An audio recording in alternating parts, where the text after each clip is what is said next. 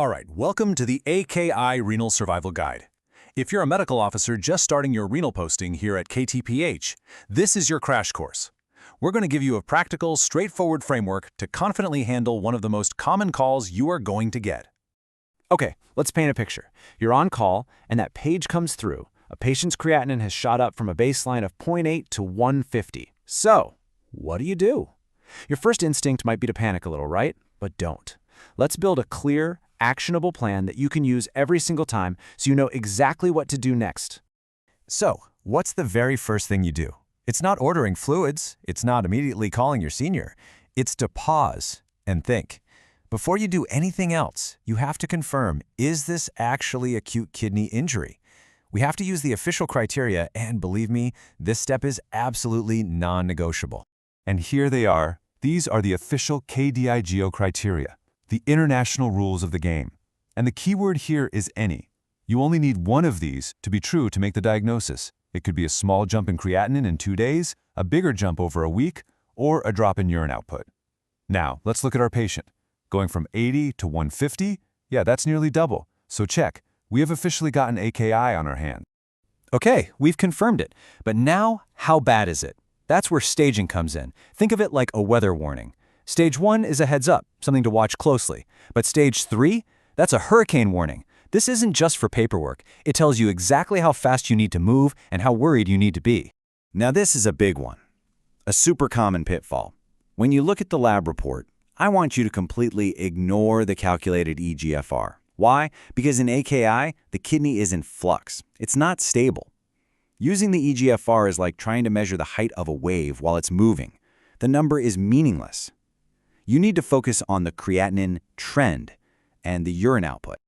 All right, so we've confirmed it's AKI, and we've staged it. Now we get to put on our detective hats. It's time to systematically figure out why this is happening. And this is your trusty roadmap, your step-by-step guide for every single patient. If you follow these steps every time, you won't miss a thing. It keeps you organized and focused, especially when things might feel a little chaotic. Now here's the first big question you need to ask. Where did this AKI start? Did the patient walk in the door with it, or did they develop it here in the hospital? The answer completely changes the game. Community acquired? You're probably thinking dehydration, something that'll get better with fluids. Hospital acquired? Uh-oh. Now you've got to think about much tougher causes like sepsis or toxic drugs, which carry a much worse prognosis. And that leads us to the classic 3 buckets of AKI. You've got to figure out which one your patient falls into. Is it a problem with the pipes leading to the kidney? Is the kidney filter itself sick? Or are the pipes leading out of the kidney blocked? It's that simple. And figuring out which bucket they're in tells you exactly what to do next. Pro tip, always go for the easiest win first. Rule out a blockage, a post-renal cause. This is the absolute lowest hanging fruit. Grab a bladder scanner, do a quick ultrasound at the bedside. You could literally solve the entire problem in 5 minutes if it's just a blocked catheter. Don't be the person who misses that. You know, that simple urine sample is like a liquid biopsy. It is packed with clues. If you see something called muddy brown casts under the microscope, that's practically screaming acute tubular necrosis. See red blood cell casts? You better start thinking about glomerulonephritis. It's an amazing, non-invasive tool that's right there at your fingertips. Okay, detective work is mostly done. You have a prime suspect for the cause of this AKI. So what now? Now we switch from investigator to fixer. Let's get into the management playbook. Let's talk fluids. For a long time, the answer to AKI was just give more fluids. We now know that can be really harmful. So think of the Rose model. It's a much smarter way. You might need to rescue them with a bolus if they're in shock, but then you quickly become super careful, optimizing with tiny fluid trials. And then, and this is key, you move to de-escalation, to actively get that extra fluid off. It's all about balance. Okay, here is a number to burn into your brain. 65. Your target mean arterial pressure, or MAP, needs to be at least 65. If the blood pressure is too low, the kidneys just aren't getting enough blood flow. It's like trying to water your garden with a leaky hose. So if you have to, use vasopressors to get that pressure up and keep it there. No matter what's causing the AKI, there are 3 golden rules. 1. Stop poisoning the kidneys.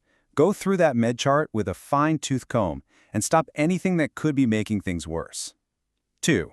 Fix the original problem, whether it's sepsis or a blockage. And 3, this is a big one, diuretics don't fix the kidney. They only help you get rid of extra fluid.